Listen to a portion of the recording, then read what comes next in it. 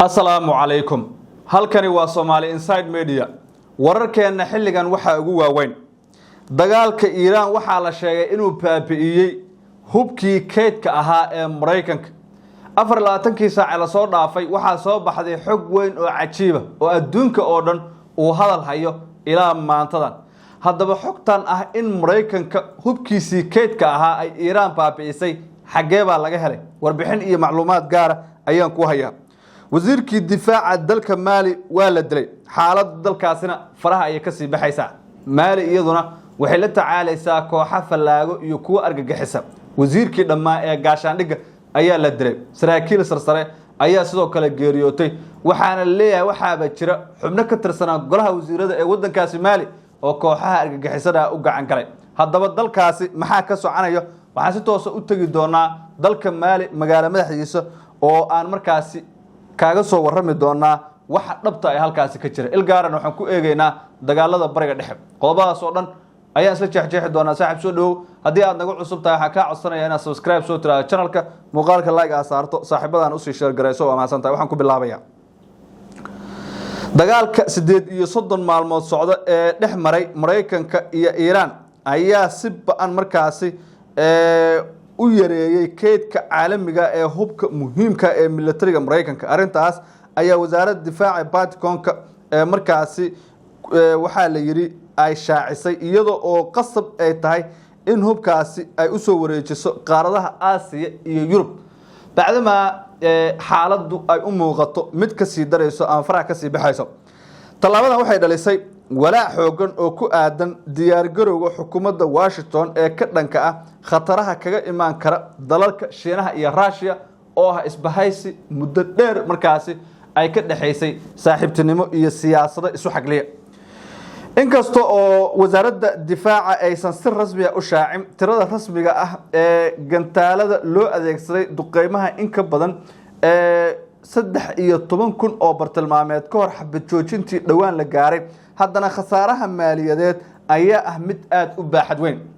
Iiraan waxa lagu leeyahay inta aysan burburintan iyo sidoo kale dhibaatadan u geysan hubka Mareykanka waxay fulisay 13,000 oo gantaalood oo duqeymo mowjada markaasi aan inaba caadi ahayn oo isdaba jooga ayaana lagu qarqiyay fariisima Mareykanka uu ku leeyahay gobolka gaar ahaan bariga dhexe ku dhawaad 10 dal oo Carbeed oo ay ku jiraan Qatar oo ay ku jirto Imaaraadka Kuwait Iraq Syria Bahrain iyo dalal kale oo dhowr ayaa Mareykanka saldhigyadiisii lagu waxyeelay waana maalmihii bilowga u ahaa dagaalka tanina waxay keentay baa la yiri in xaalka uu ku sii xumaado Mareykanka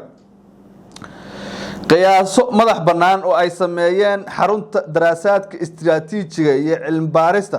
ayaa waxa lagu sheegay in markaasi Mareykanka dhaqaalaha kaga baxay dagaalkan 38 maalmood socdo uu u dhaxeeyo 25 ilaa 35 bilyan oo dollarka Mareykanka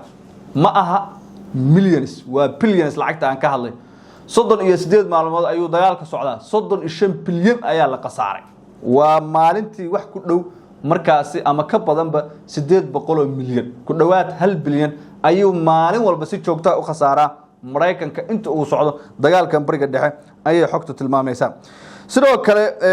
waxa la soo sheegayaa in hubka Mareykanka dagaalkan kaga baxay qiimihiisu u dhow yahay 5.6 bilyan ilaa 7 bilyan oo dollarka Mareykanka waa inta dagaalkan uu socdo ee 40 aan dhamayn ama 40 maalmood aan dhamayn waa 38 maalmood waxa uu hubka Mareykanka ku bixiyay uu gaaraya 5.6 bilyan marka ay u yartahay marka kalena waa 7 ilaa 8 bilyan buu gaaraya baa la yiri hubka Mareykanka uu ku khasaariyay dagaalkan colaadan ayaa si cad u iftiimisay sida weyn ee markaasi Pentagonka ugu tiirsan yahay hubka aadka ugu qaaliga ah ee markaasi hagida casriga ah leh militariga ayaa dagaalka ku bixiyay inta badan keydkiisii gantaalada ridada dhaadheer ee aan la arkin ee markaasi aadka u xadidnaa in uu isticmaalo qiyaastii 1,100 kamida gantaaladan awoodda u leh inay burburiyaan dhufaysyada adag ayaa la adeegsaday iyada oo qiimaha midkiiba uu gaarayo qiyaastii 1.1 milyan oo dollar waxaana keydka Mareykanka ku haray ilaa 1,500 oo kaliya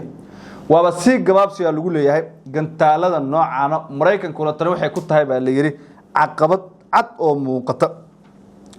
ciidamada ayaa sidoo kale riday in ka badan 1,000 gantaal oo ridada dhaadheer kuwaas oo markaasi caqabad ku noqday Iran laakiin Iran iyadoo dhankeeda waxay khasaartay baa la yiri 3.6 bilyan oo dollarka Mareykanka oo dagaalkan ay ku lumisay adduunweynaha intiisa kale lama sheegayo oo khasaaraha aad u badan yahay oo shidaalka iyo gaaska iyo saliidda ceerin ayaa ah waxa ugu badan ee adduunka ku keenay maciishada oo qaaliyooda iyo sidoo kale nolosha qatul daruuriga ah oo qalibanta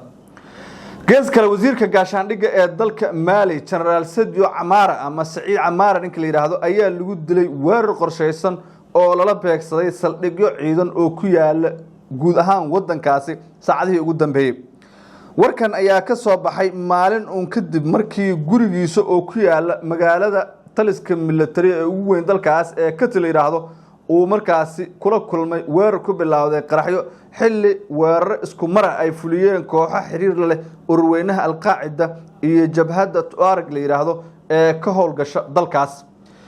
Sadio Camara ayaa ahaa shakhsi udub dhaxaad u ahaa dawladnimada military ee awood lagu la wareegay